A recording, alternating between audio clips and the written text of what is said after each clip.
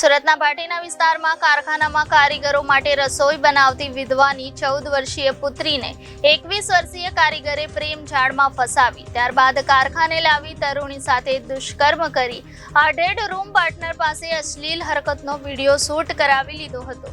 જો કે આડેડે તરુણીની માસીને વિડીયો બતાવી વાયરલ કરવાની ધમકી આપતા આ મામલો સલાબતપુરા પોલીસ મથકે પહોંચ્યો હતો। સમગ્ર મામલે પોલીસ દ્વારા બંને હવસખોરોની ધરપકડ કરાઈ હતી। સુરતના ભાટીના વિસ્તારમાં રહેતી વિધવા કાપડના કારખાનામાં રસોઈ બનાવવાનું કામ કરે છે। તેને 2 સંતાનો સાથે રહે છે।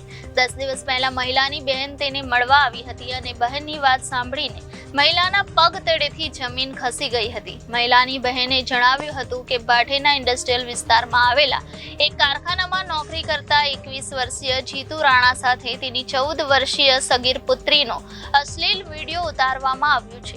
આ વિડીયો જીતુ રાણાના આડેડ રૂમ પાર્ટનર પપ્પુ ચૌધરીના મોબાઈલમાં ફોનમાં હોવાનું જણાવ્યું હતું। બહેન દ્વારા મહિલાને કહેવામાં આવ્યું કે પપ્પુએ જ આ વિડીયો બનાવીને સગીરાના માસીને બતાવ્યો હતો। આ મામલો ગંભીર હોવાથી મહિલાએ 14 વર્ષીય પુત્રીની પૂછપરછ કરી હતી।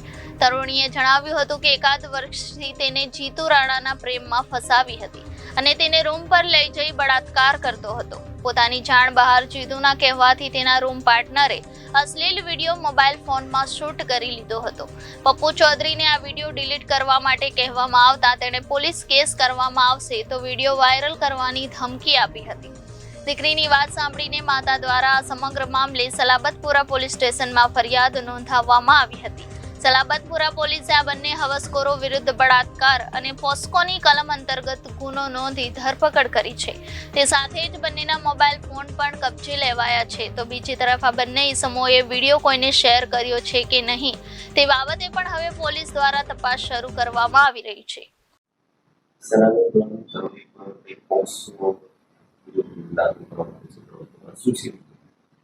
સલાબતપુરા પોલીસ સ્ટેશન વિસ્તારમાં એક બેને આવીને ફરિયાદ નોંધાવી હતી કે એમની દીકરી જે નાની દીકરી જે 14 વર્ષની છે એની સાથે એમના જ એક પરિચિત વ્યક્તિ એણે શારીરિક સંબંધ બાંધ્યો હતો અને દુષ્કર્મ આચર્યું હતું। જે બાબતને ધ્યાને લઈ અને પોલીસે એ બેનની ફરિયાદ લીધી હતી। આ ફરિયાદમાં IPC 376ની કલમો તથા પોક્સો એક્ટ હેઠળની કલમો હેઠળ આ ગુનો દાખલ કરવામાં આવ્યો છે। પોલીસે આરોપીની ધરપકડના અત્યારે તજવીજ શરૂ કરી દીધેલ છે। આ આરોપીની સાથે અન્ય એક વ્યક્તિ એ પણ એમાં સામેલ છે। એ વ્યક્તિનો રોલ એ પ્રમાણે હતો કે એણે આ લોકોનું જ્યારે આ જે આરોપી દુષ્કર્મ આચરતો હતો તે વખતનો વિડીયો એણે ઉતારી લીધો હતો અને આ વિડીયો ઉતાર્યા બાદ આરોપી એનો મિત્ર હોવાથી તેણે આ જે ફરિયાદી બેન છે એને ધમકી પણ આપી હતી કે એ જો કોઈ પોલીસમાં ફરિયાદ કરશે તો પોતે આ વિડીયો સોશિયલ મીડિયામાં વાયરલ કરી દેશે। આ પ્રકારની એક ધમકી આપી હતી। ત્યારબાદ જે બેન છે એમના પોતાના સંબંધીઓ સાથે ચર્ચા કરી અને જ્યારે તેમને પોલીસ સ્ટેશન આવ્યા ત્યારે પોલીસે પણ તેમને હિંમત આપી હતી અને તેમને વિશ્વાસ દેવડાવ્યો હતો કે અમે ચોક્કસ આ બાબતે કાયદેસર કાર્યવાહી કરીશું, જેથી આ બેને હવે પોલીસ સ્ટેશન આવી અને પછી ફરિયાદ નોંધાવી હતી। અત્યારે પોલીસે જે પાસે જે ઇન્ફોર્મેશન છે એ મુજબ આ જે આરોપી છે એ જે ફરિયાદી બેન છે એમના સંપર્કમાં પહેલાં આવ્યો હતો। ત્યારબાદ એમની જે દીકરી છે એના સંપર્કમાં આવ્યો હતો અને ત્યારબાદ આ દીકરીના સાથે એણે સંબંધો બાંધ્યા હતા, મિત્રતા કેળવી હતી અને એના ઉપર દુષ્કર્મ આચર્યું હતું।